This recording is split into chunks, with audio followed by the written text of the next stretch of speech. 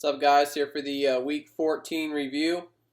Given the fact that we're in the playoffs, I'm not going to do power rankings this week or probably moving forward. I will probably do a power rankings at the end of the year and post a long video kind of recapping the season and some things there and going over things at that time. But I'll go over I believe there's only 4 or 5 matchups this week. Obviously, we had 2 teams on bye in the winners bracket. So, once again, congrats to Michael and Josh for the bye week. But see how they perform this week. First matchup I have in the consolation bracket was myself versus Dalton. This was a pretty high-scoring matchup between both teams. I was able to win this one 161 to 135. If you look at Dalton's team, he had Tua played well, 27. Kareem Hunt had a nice game last night with 26. Al Robinson had 23. He had 23 out of his defense. Both our defenses had 20 plus, which is pretty crazy. Not much else going on his team.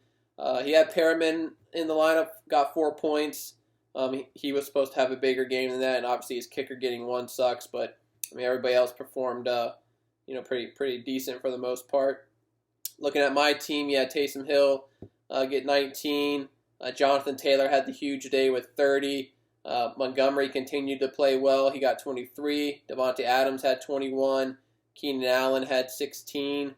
I got a touchdown out of Dobbins last night for 13. Obviously, the double digits out of my defense. My kicker did get 9. I did have Cam Akers on the bench who had 20.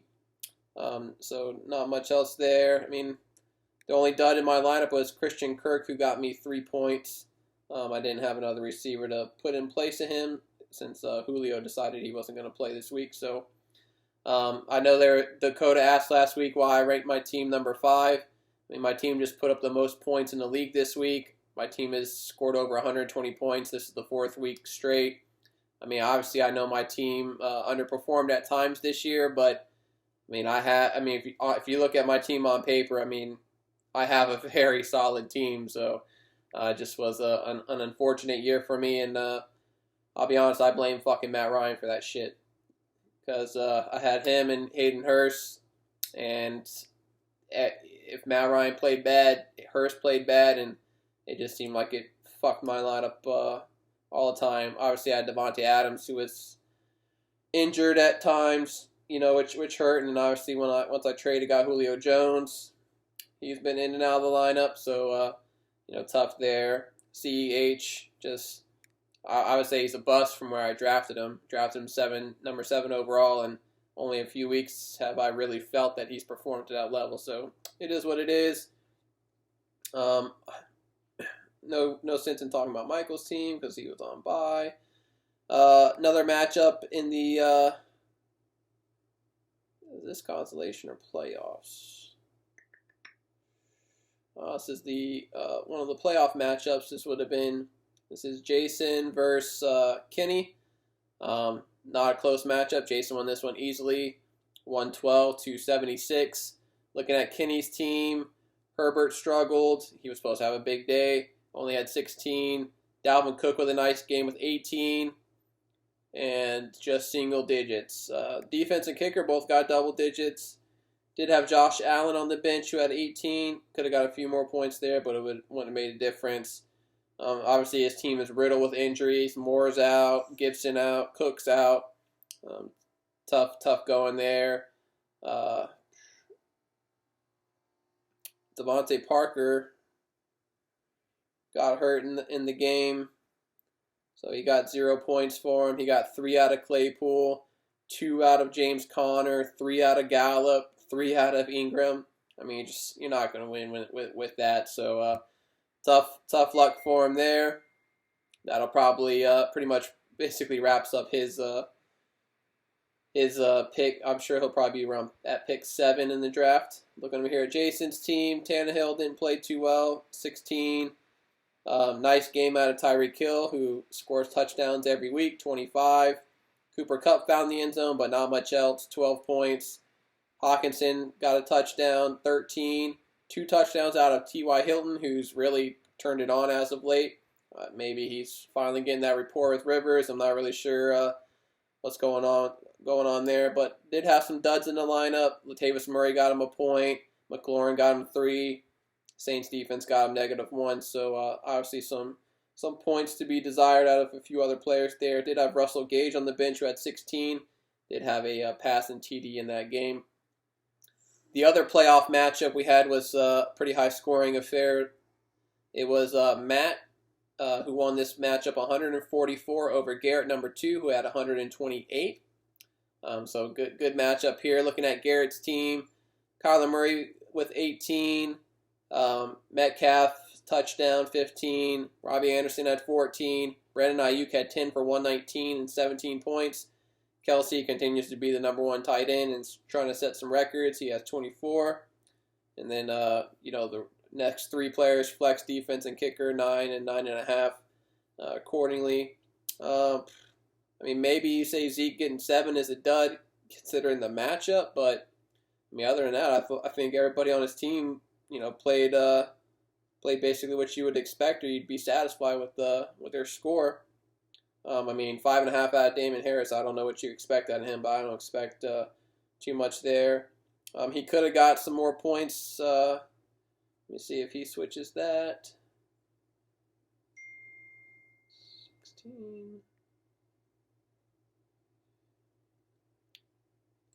Still think he would have lost, but if he would have played Hines at running back and benched Harris and put Gesicki in at flex, this shit would have been like decimal points, but I still think he would have lost having made that change there.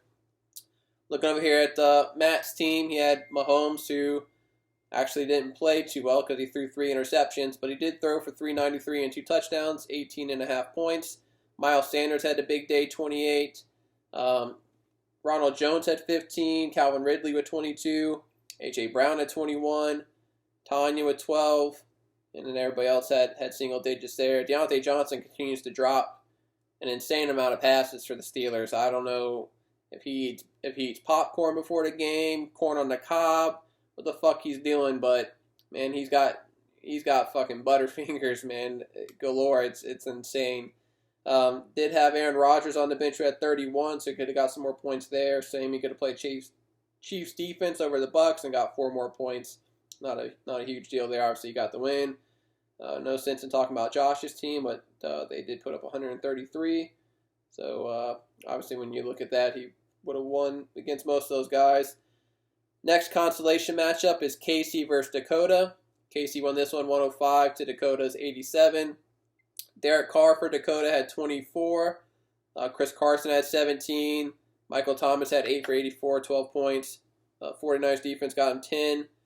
But not much else going on here. Kicker got him 0. Played Alan Lazard, who had 3. Dallas Goedert had 6. That's probably okay for a tight end this year. Mike Evans was 7. Robert Woods was 6. Gio Bernard sucked, only had 2. His team just couldn't find the end zone for the most part. The only player who got a touchdown outside his quarterback was Carson. It's going to be tough to win when none of your skill position players are finding the end zone there. Looking over here at Casey's team, obviously Lamar Jackson carried him 3 touchdowns, 35 points. Nick Chubb had 2 touchdowns, 23 points. So he had to come from behind victory last night. But I'm sure that was settled pretty early because I know Chubb had his 2 touchdowns early in the game. Juju had 15 for him. Did get -8 points out of the Raiders defense. So that kind of sucks. I'm sure he'll have to be picking up somebody on waivers to hopefully fix that issue.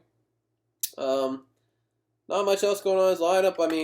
I thought Justin Jefferson was going to play better. He only had 8. Surprised they weren't able to do better there. But everybody else, I'd say, is pretty much on par with what you'd expect out of him.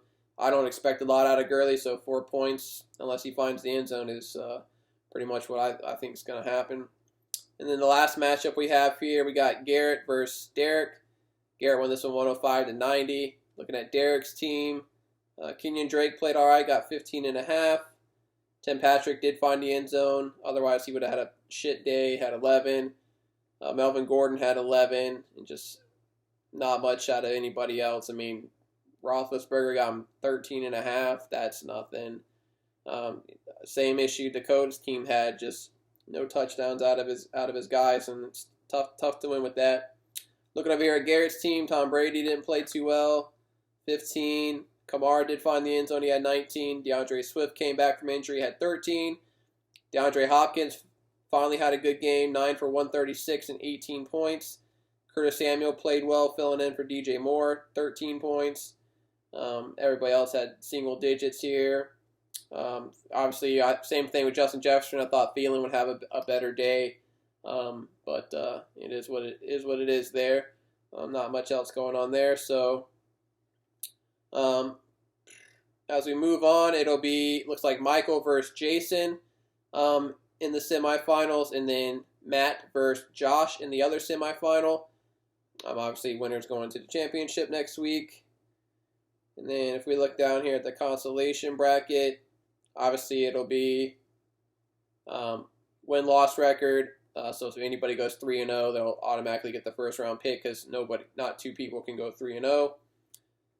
And then it's based off of points scored for. So currently I'm winning that by a lot, but it sucks for Dalton because if he would have played anybody else, he would have got the victory this week. It'll be me versus Casey, Garrett versus Dakota, and Derek versus Dalton in the next round. So we're all vying for, battling for the highest draft picks. I'm not really sure I want the number one pick. I guess at this point I think it'll be McCaffrey as long as he's healthy. Even when he did play this year, he played great. But in years past when I've had the number one pick, it didn't work out too well for me. I believe I drafted Adrian Peterson at number one time, and it was the year where he got suspended for beating his kid with a switch. I also believe I drafted Peyton Manning number one. I think it's the year he hurt his neck.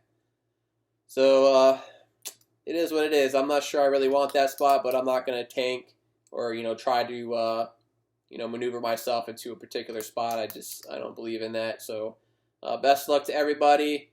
I guess I don't really have anybody I'm really rooting for in the winners bracket. None of the longtime guys or nobody local to me is in it. So just best luck to everybody. Waivers will process tomorrow, and see you guys next time.